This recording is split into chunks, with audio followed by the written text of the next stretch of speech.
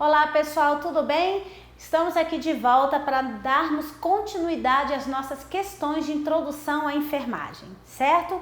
Então vamos continuar porque hoje tem muita questão interessante para a gente resolver juntos, ok? Vamos lá? Vamos agora aqui para essa 510. Essa questão fala assim: adolescente de 16 anos, sexo feminino, após discussão com familiares, ingeriu 20 comprimidos de paracetamol, tendo dado entrada no pronto atendimento, aproximadamente 1 hora após o ocorrido, apresentando-se totalmente assintomática. É indicada pelo Centro de Intoxicações do Serviço a passagem de sonda nasogástrica para a lavagem gástrica. Sobre esse procedimento, assinale a alternativa correta, tá? Lembrando que a sonda nasogástrica ela pode ter a função de alimentação ou de drenagem, dependendo da indicação. Diferente da sonda de alimentação enteral nasoentérica, que é exclusivamente para alimentação, certo? Então vamos analisar aqui as opções. O paciente deve estar posicionado em Trendelenburg com coxim em região cervical. Pessoal, vamos parar para pensar. Trendelenburg é aquela posição justamente em que o tronco fica abaixo da superfície das pernas, né? O paciente fica em decúbito dorsal inclinado com o tronco abaixo do nível das pernas. Então, se você passar, né, uma sonda vesical, uma sonda gástrica em um paciente nesta posição para realizar lavagem gástrica, você não terá resultado, muito pelo contrário, o paciente ainda pode broncoaspirar pela posição que facilita esse tipo de intercorrência. É totalmente contraindicado qualquer processo de lavagem gástrica ou principalmente a alimentação nasogástrica ou nasoentérica nesse tipo de posição. Pelo contrário, os pacientes que estão fazendo uso de sondas nasogástrica, nasoentérica, eles devem ter inclusive a cabeceira do leito elevado, uma semi-Fowler, um Fowler, dependendo da condição do paciente. Tem patologias que não indicam Fowler total, sim, semi-Fowler. Mas semi-Fowler já é o suficiente para o paciente não broncoaspirar.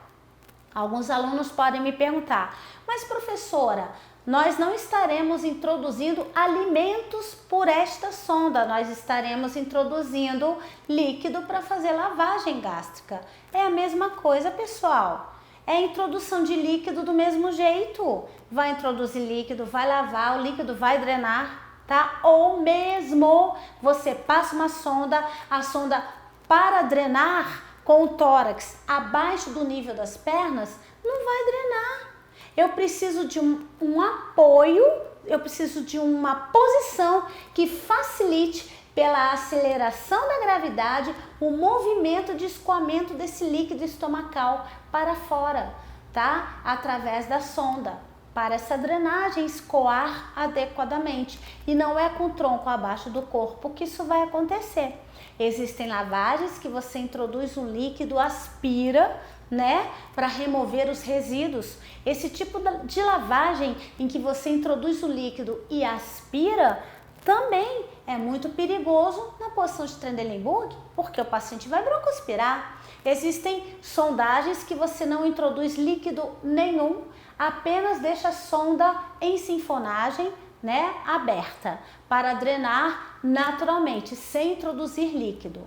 Mas quando é um caso de emergência, de intoxicação, certo? O ideal é que você venha fazer uma lavagem estomacal para que essa lavagem remova a química, tá? Através da drenagem, ok? Mas vamos voltar para cá. Então a letra A está completamente inadequada para a situação.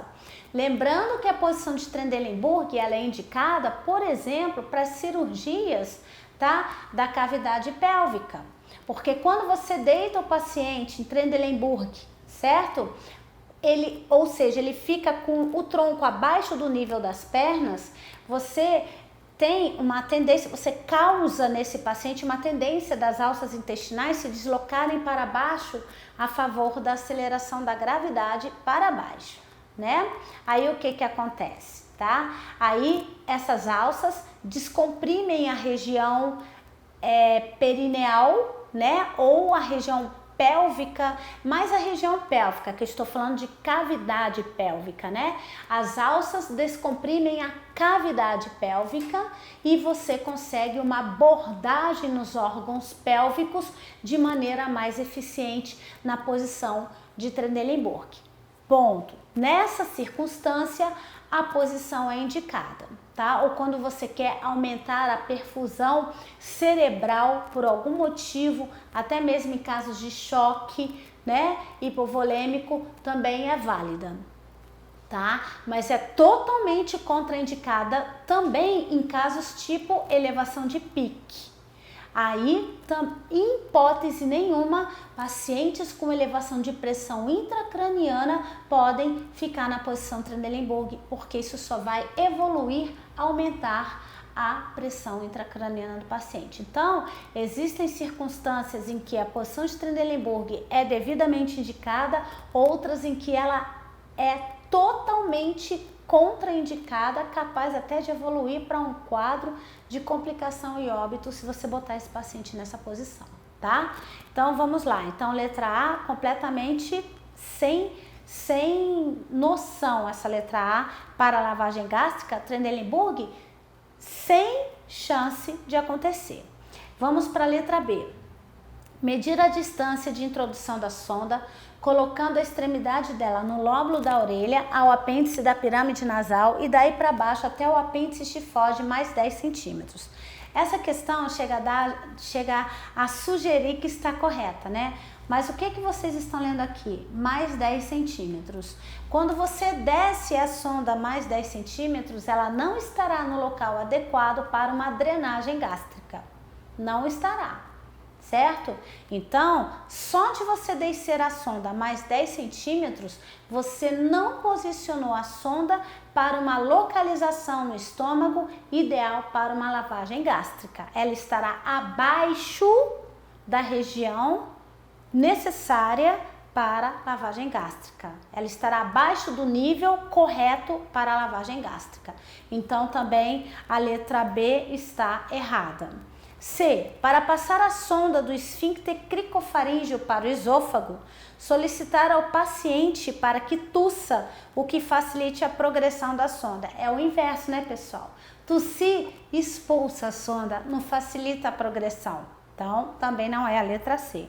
Letra D, pessoal. A sonda nasogástrica deve sempre ser introduzida fechada para evitar saída precoce de conteúdo gástrico. Pessoal, olha, a gente vai ver que a questão de baixo, ela diz a mesma coisa em sentido inverso, tá? O que acontece?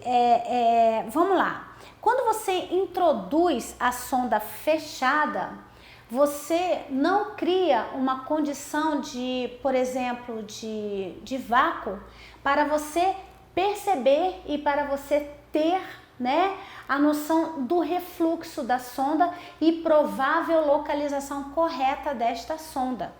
Você introduzindo ela fechada, você não vai ter uma ideia da localização correta, porque você não vai ter uma situação de vácuo que você teria com a sonda aberta para facilitar o refluxo pela sonda no momento que ela chega no local correto do estômago para a drenagem, certo? Ok? Então, por isso que a letra D está errada. Já a letra E é uma questão semelhante, mas em sentido inverso. Olha a letra E. Quando de sua retirada, a sonda nasogástrica deve estar sempre fechada, o que evita o escoamento de conteúdo gástrico pelos orifícios da sonda no trato digestivo alto. Agora sim, agora eu posso dizer que a afirmativa está correta. Vocês viram que a questão é parecida em sentido inverso? Na primeira, na letra D, você fala o quê? Que você vai introduzir a sonda fechada para evitar a saída precoce de conteúdo gástrico. Errado. Você tem que introduzir ela aberta justamente para criar uma condição de vácuo e você perceber o refluxo da sonda, né? Isso é, inclusive, um sinal de que a sonda está no lugar correto, além de outros sinais que a gente viu na aula teórica de sondagem gástrica, tipo, né, a introdução de ar pela sonda para que você possa ouvir a presença desse ar injetado a nível de apêndice tifoide, entre outros, ok? Então, você tem que introduzir ela aberta, não fechada. Agora, quando você retira, aí é o inverso. Quando você retira, aí você tem que retirar ela o quê? Fechada.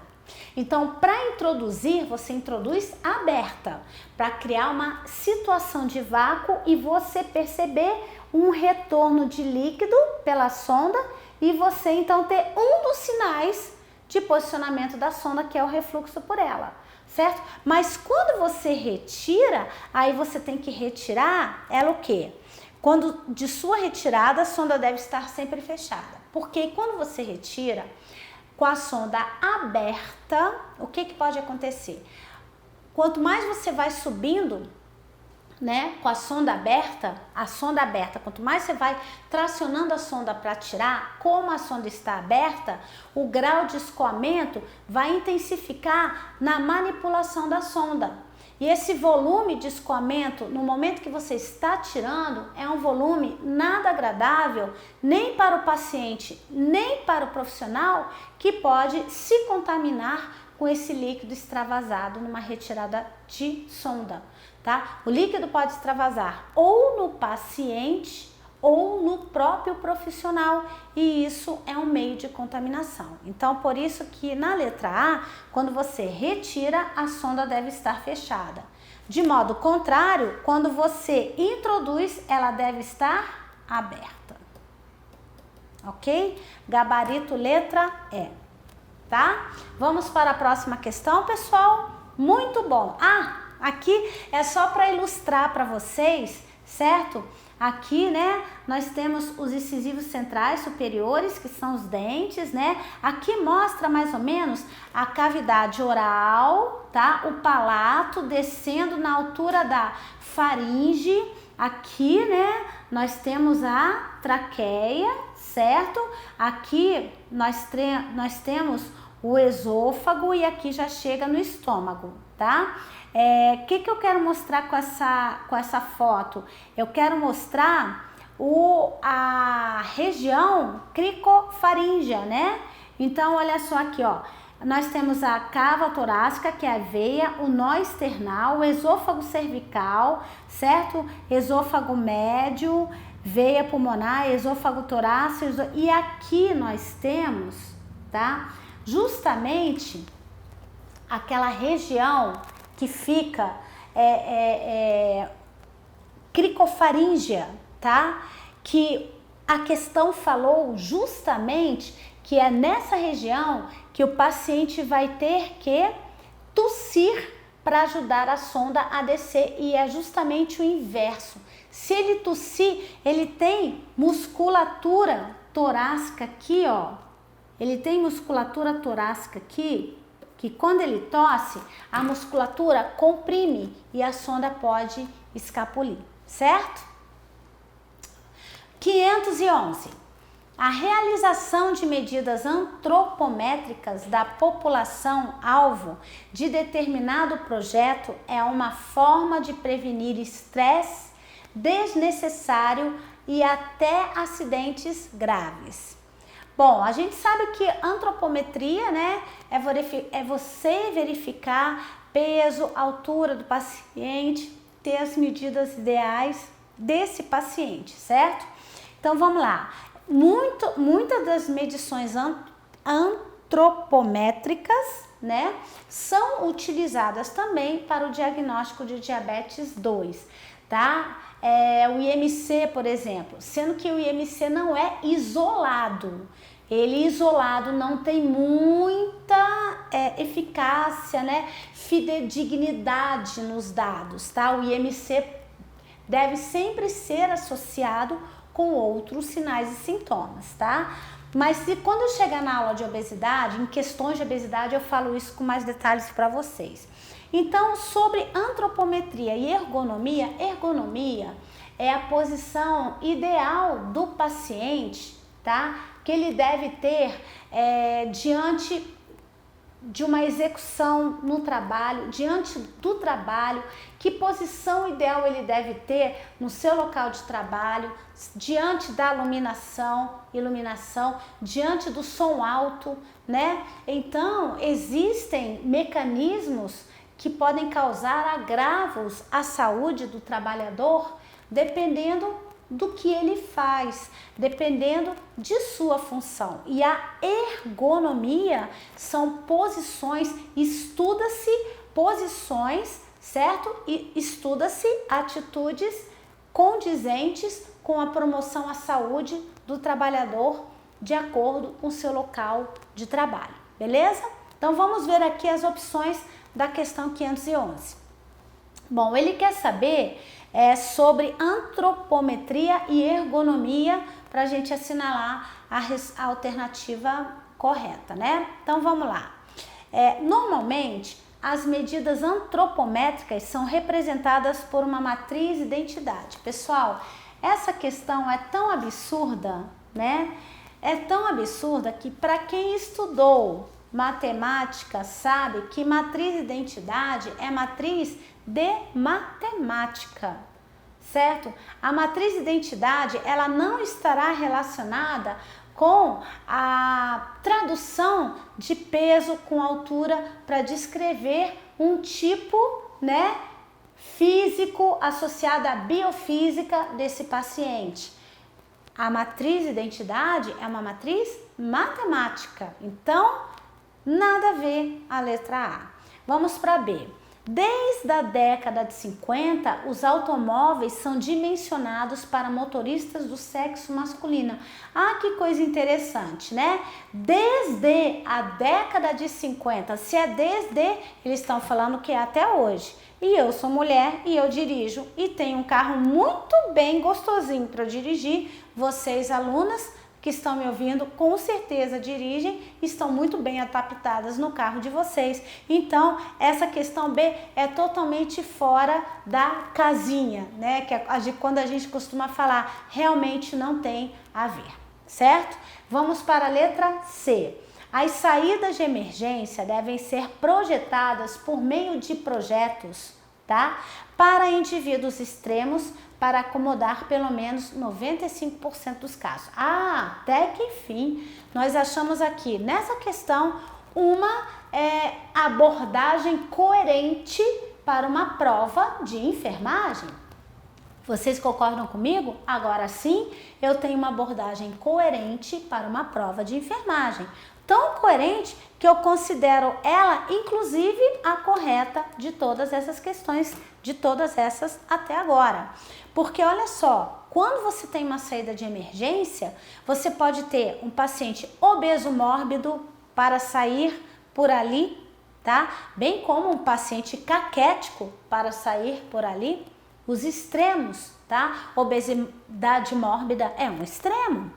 Então, digamos que você esteja numa sala de emergência que por algum motivo houve escape de oxigênio pelo cilindro, né? Ou de gás, tá? Ou pegou fogo, qualquer coisa nesse sentido, e você tem que evacuar esses pacientes desse espaço, né, emergencial. Um obeso mórbido, se não passar pela saída de emergência, vai morrer, né? Porque até você destruir a parede para tirar ele, inclusive quem está destruindo morreu junto. Então, isso é uma situação que deve ser devidamente planejada na arquitetura hospitalar. Tá? Inclusive, o planejamento de um hospital, a arquitetura hospitalar é algo que não pode ter falhas, porque as consequências podem ser desastrosas dessa arquitetura hospitalar mal elaborada.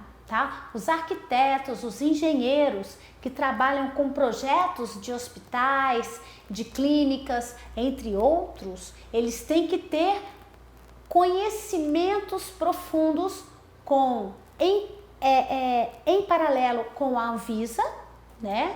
Para as instalações sanitárias de acordo com a Anvisa, eles dentro dos conhecimentos deles, de engenheiro e arquitetos, têm que estar condizentes com várias publicações da Anvisa, tá? E tem que ser muito responsáveis na hora de planejar as instalações, as saídas de emergência, né?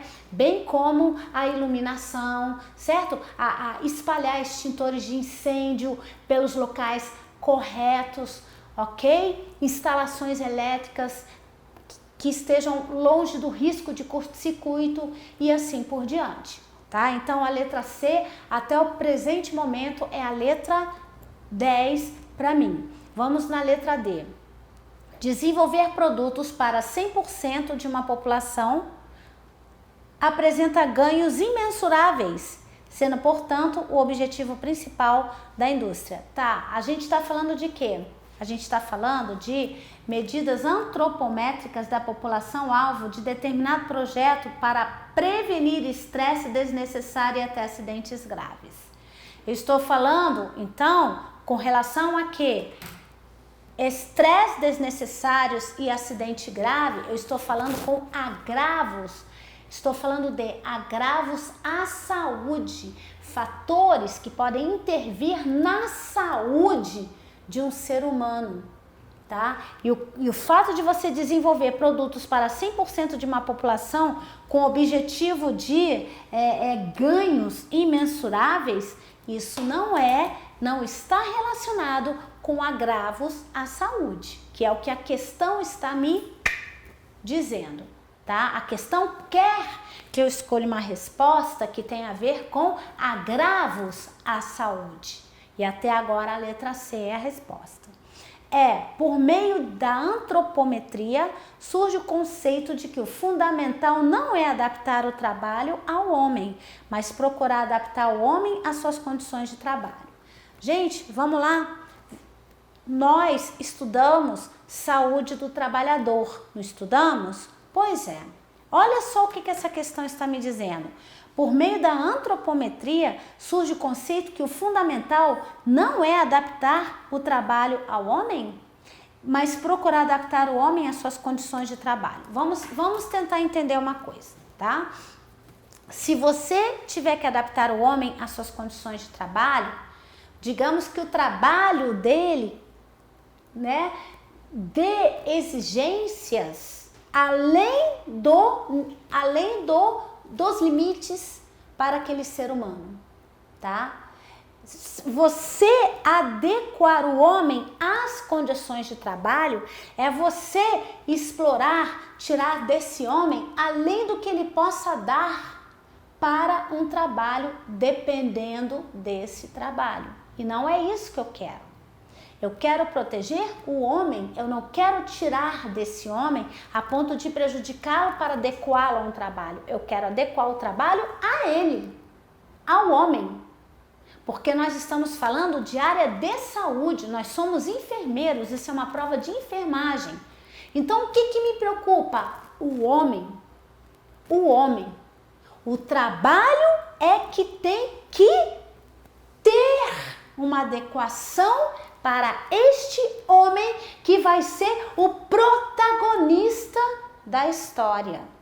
Vocês entenderam? O trabalho tem que estar de acordo com a saúde do trabalhador para que este homem não tenha determinantes sociais, agravos à saúde e não esteja vulnerável a esses riscos, certo? Por isso que a letra E está errada. Determinantes sociais nós estudamos na matéria de Sistema Único de Saúde, tá? Os determinantes sociais são todas aquelas causas que podem levar a uma intercorrência de saúde. Por exemplo, vou dar exemplo de um determinante social, tá? A chuva torrencial. A chuva torrencial leva a enchentes, né? Em uma cidade onde você tem uma infraestrutura precária de condições sanitárias, o que você terá?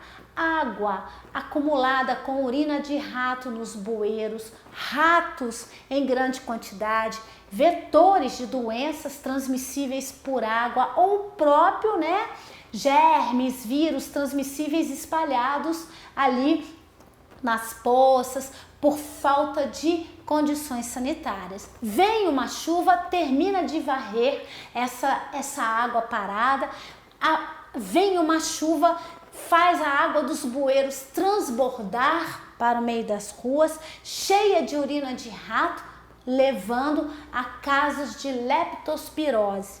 Tá? Se essa cidade tivesse pelo menos sistema de escoamento de chuvas, tá? Ou condições sanitárias ideais, a disseminação de leptospirose iria reduzir, entendeu? Então pergunto para vocês, quem é o determinante da leptospirose nessa cidade? É a chuva ou são as condições sanitárias? A chuva vai cair de qualquer maneira, a chuva cai, mas a chuva não vai cair já trazendo leptospirose. Você não tem chuva que já cai com leptospira lá do céu. A chuva não cai contaminada. A chuva se contamina por questões de péssimas condições sanitárias. E a falta de escoamento da água da chuva faz ela acumular e transbordar, certo?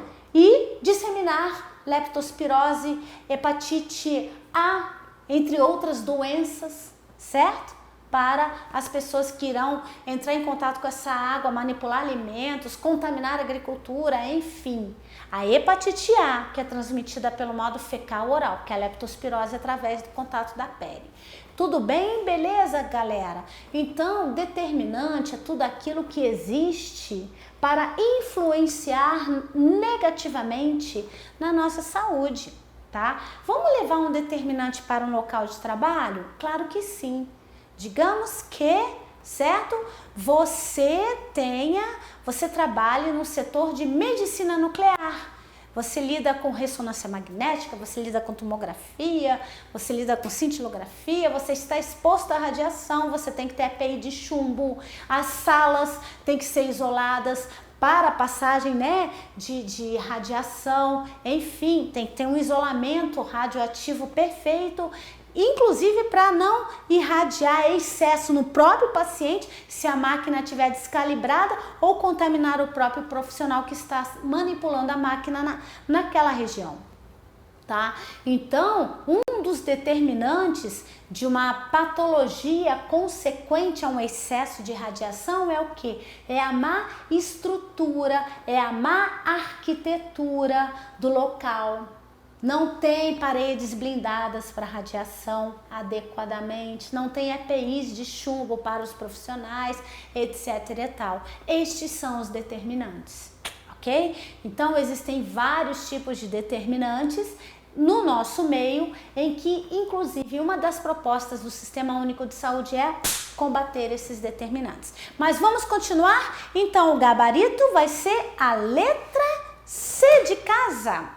As saídas de emergência devem ser projetadas por meio de projetos para indivíduos extremos acomodar pelo menos 95% dos casos, ok? Certo? Pessoal, vamos dar um intervalo de 5 minutos para a gente voltar para 512?